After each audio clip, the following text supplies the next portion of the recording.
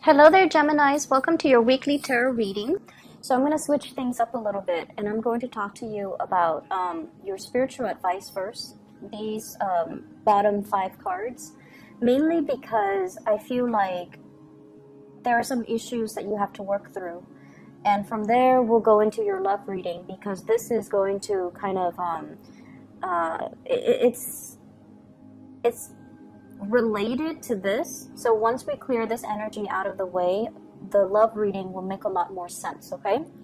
I've done this for Virgos before, mainly because I felt like there was a need for it, and I think it might be helpful for you guys as you navigate the energies of this week, because I feel like it's a little intense.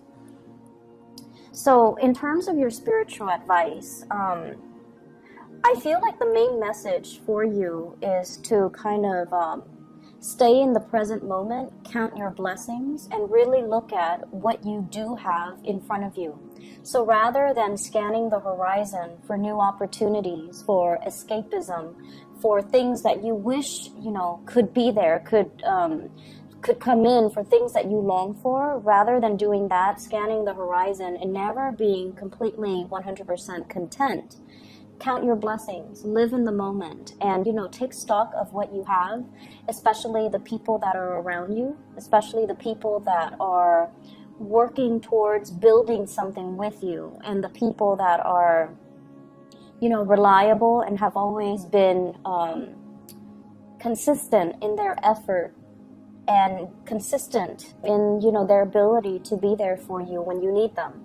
And the reason why I say that is I feel like this is the energy of somebody looking for, like an outsider looking in, okay? Looking in at a situation, possibly wanting what you have, wanting your position, wanting the love and the guidance and the blessings. So somebody is looking in on you, possibly like, checking on you. I'm seeing like checking on social media and things like that, okay?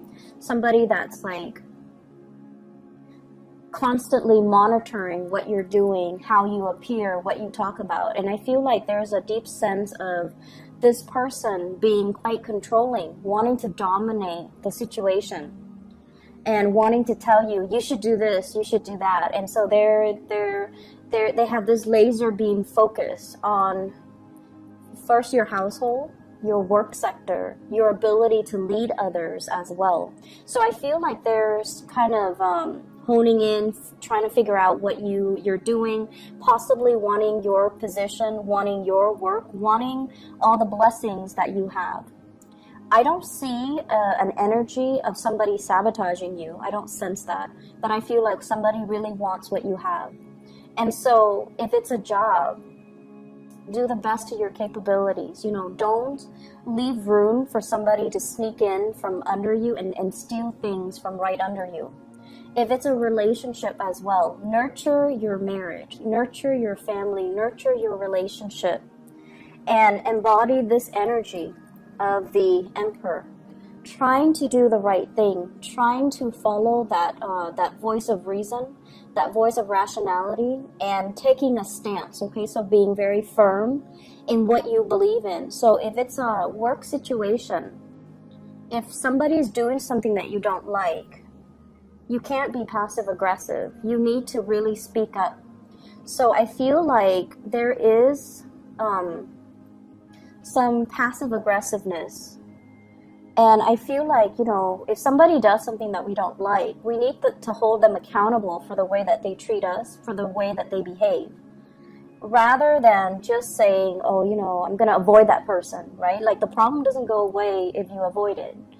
And then if you kind of seethe in anger over something that they did, but you never address it with them, then you can't really be angry at them for the things that they do, because they're not really aware of the impact of these actions on you. So it's up to you to really, defend your territory, stand your ground, and not have to, cower because of conflict, or cower away from conflict because you're conflict avoidant. So I feel like this is a good week for you to be very firm with how you are expressing yourself, and be less mutable, be a little bit more forthright in your expectations for other people. If you are in a leadership position, a lot of people look up to you. We have here the Three of Pentacles, wanting to build things with you, coming to you to consult you, and coming to you for your guidance and your clarity and your expertise. And a lot of you guys, you're very, very good as troubleshooters. You think really fast on your feet.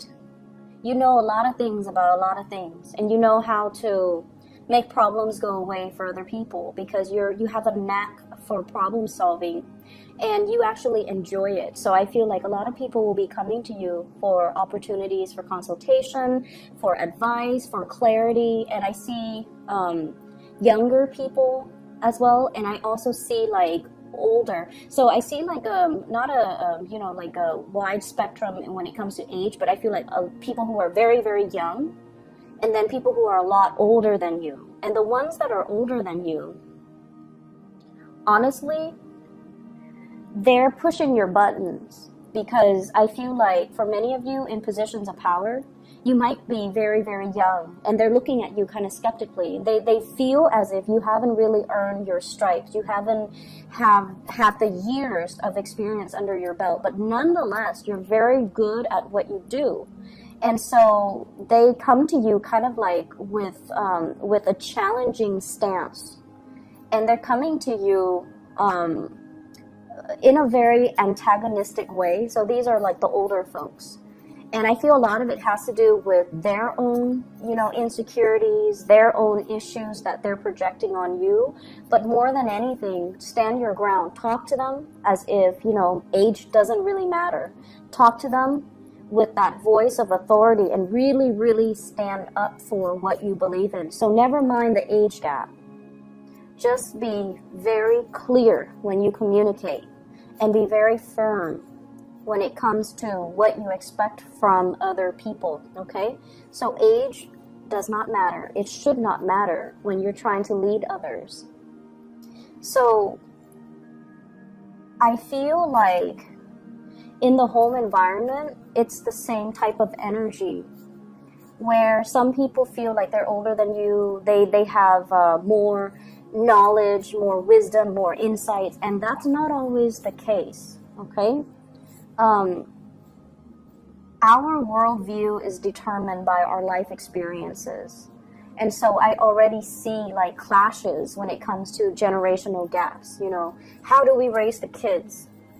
What religion should we teach them?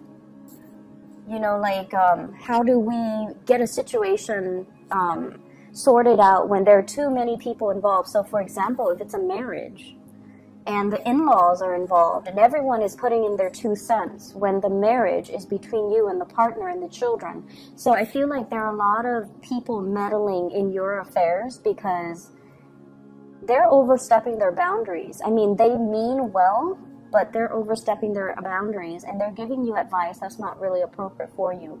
So this is a good week overall for you to seek advice from a person who is in a position of authority. So for example, if you have, you know, if you need financial advice, consult a financial advisor. Don't talk to, you know, your cousin Joe, who's had like 3 bankruptcies, right?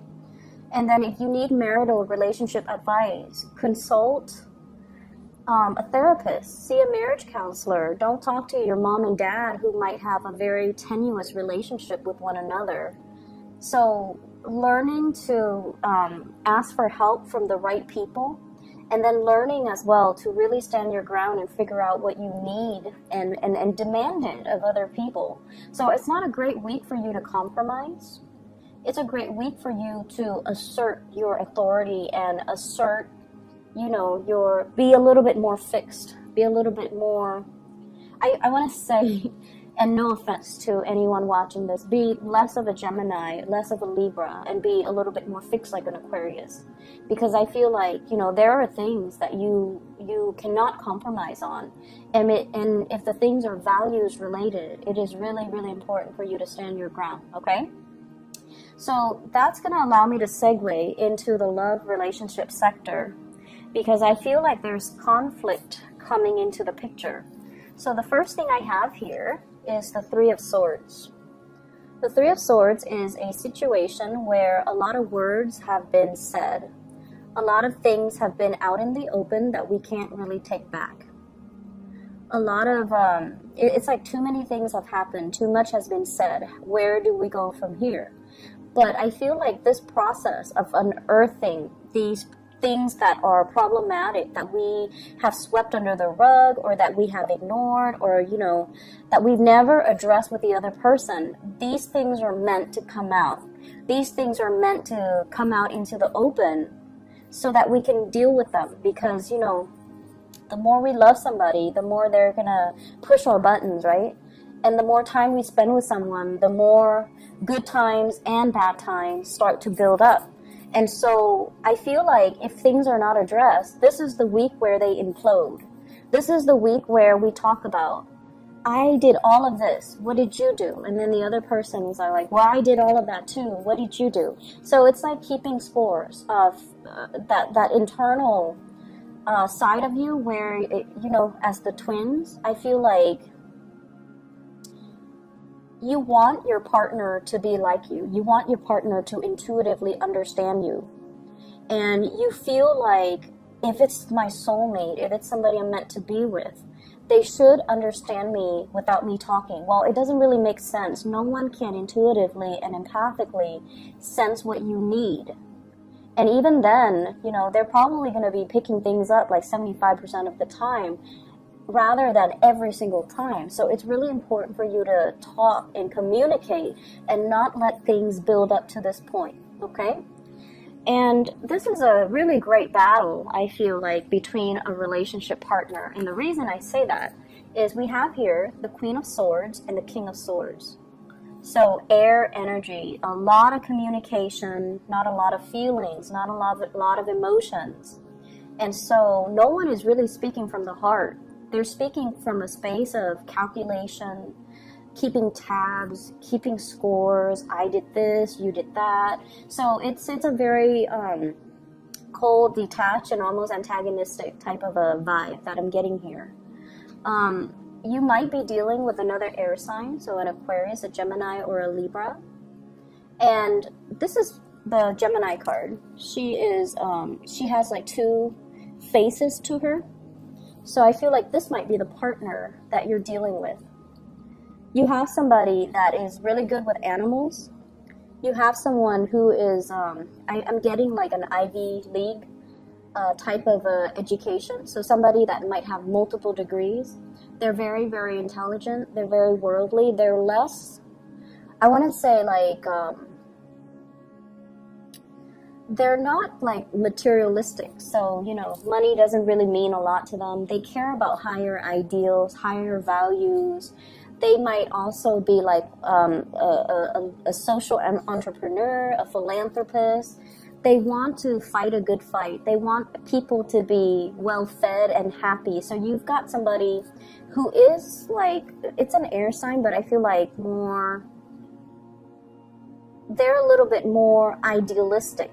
Okay, so whereas for you, your sword is planted firmly on the ground, you're resting on it. So I feel like this denotes that, you know, you care about security. You care about having a good job, staying at a good job, building up your reputation, building up, you know, getting significant pay increases every year. So you care about these security things. But these security things are not really innately important for a typical Gemini. And over time, these things that you build up, because it's secure, because you believe, that's what you're meant to do. I feel like it's keeping you stuck, and it's not really allowing you to live out your dream. It's not allowing you to be flexible and mobile and, you know, really living a life that is authentically you rather than security-based. And so you're coming across another person who is like a little bit more, it's like this is a twin energy. This is a really significant relationship where somebody is showing you a different side of themselves. So you can tell, you know, just the vibe, this person's a lot more relaxed, and this person is very, very tense. This person, you know, they dress well, but it doesn't mean that they care about the material things. I feel like they're a world traveler. They collect objects and clothing and, you know, habits and languages from all different parts of the world. And I feel like, you know, they have this sense of exoticism about them, and you're naturally very drawn to them. You might be a little bit envious of their idealism. You might be envious of the way, the carefree, quote unquote, carefree life that they lead. And they don't seem like they're plagued with worries. They don't seem like they're torn and conflicted. And they don't seem like they have a lot of drama or a lot of problems in their lives, because they're just, you know, carefree and free-spirited and mobile. And so there are ideological clashes between you and this person when it comes to, you know, stability, relationships. There's mutual fascination here that I'm sensing, but you two value very, very different things. And this is somebody that I feel, if you are this person, you might have a lot of earth in you. If you are this person, you might have a lot of water in you, or fire, where, you know, you're philanthropic and you're kind of like a free spirit. And I feel like, you know, it's a situation where there might have been arguments, but there is a reconciliation, okay? So for those in relationship, you know, significant relationship or marriages, if there has been issues, there is an apology coming into the picture here with the Knight of Cups, which is like an offering, a peace offering, a peaceful gesture, a gesture to kind of like, let's just, you know, not beat a dead horse. Let's just overcome our ideological differences, and let's just agree to disagree. It doesn't mean that we passive-aggressively sweep things under the rug. It just means that we value each other enough to respect each other's differences and move away from it. Okay, so I feel like you're operating from a space where a lot of score, like evening out the score, a lot of keeping score, keeping tabs, a lot of things that might have been swept under the rug are imploding for this week. But they needed to happen to come out into the open so that an apology can take place, so that you can harmonize and come together with another person and, you know, address all of your issues, but in a way where, you know, it's allowing you to be less conflict avoidant, okay? Because conflict is not always bad. It can be bad if we ignore it. It can be bad if we become defensive. And it can be really bad if the other person is just emotionally irrational. But this is the week where you are dealing with a partner, a love interest, that is very, very, very rational. So if they're in the reverse, they might be, you know, very manipulative. They might be like very deceitful. But in the upright position, they're willing to talk things out. They don't shy away from conflict. They know that everyone has their flaws. So, you know, let's talk things out. Let's figure out the solution. So this is somebody who is a fixer. They are solutions oriented. And I feel like there's going to be a major, major victory here with the Six of Wands. Overcoming your troubles. Being able to sail on from conflict and heartache and, you know, harsh words and things like that. Because you're in a league with somebody that is very much like you. Except, you know, they're not conflict avoidant. They kind of charge right in. And they're like, okay, what's the matter? Let's talk about this. So they're going to sit down and you're going to need to talk. And you're going to need to face your fears. And you're going to realize in the process of facing your fears that your fears are unfounded. That not every situation where there's a disagreement, it's not going to lead to a fight. it's not going to lead to a space where you are acting, you know, defensively, or the other person will be evasive. There is clear and total understanding and communication that's happening for this week to really help you understand another person, and to help you as well learn to address issues and not be passive aggressive and not be conflict avoidant. And you know, you're going to confront a situation head on, and the situation involves another person that is very much like you, in that they want harmony, they want balance, but you know, they understand that harmony and balance needs to happen, or can only happen, when we arrive at a truce. Okay, so you have some beautiful things coming into the picture. If there are issues, conflict, fights, and things like that, I feel like a lot of it has to do with responsibilities in the household. Who's doing what? Who's taking care of what? And, you know, that whole process about keeping score. So you might be dealing with a Libra. You might have Libra in your chart, where you're very, very sensitive to imbalances in the relationship. And I asked, you know, what is one of the major conflict that's coming into the picture? And I have here the Queen of Wands, and this is like the fairy godmother. So you might have issues when it comes to taking care of in-laws, or in-laws meddling in the parenting of the children.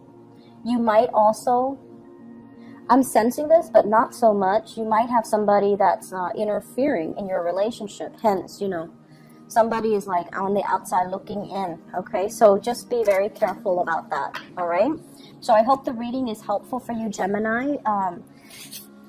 Face your fears. Face your fears. You know, the shadow side of you is the Sagittarius, and Sagittarius, they just charge in and solve problems. So calling upon that side of you, I feel might be helpful for this this week. Okay, so I wish you all the best. I'll be back next week. Take care.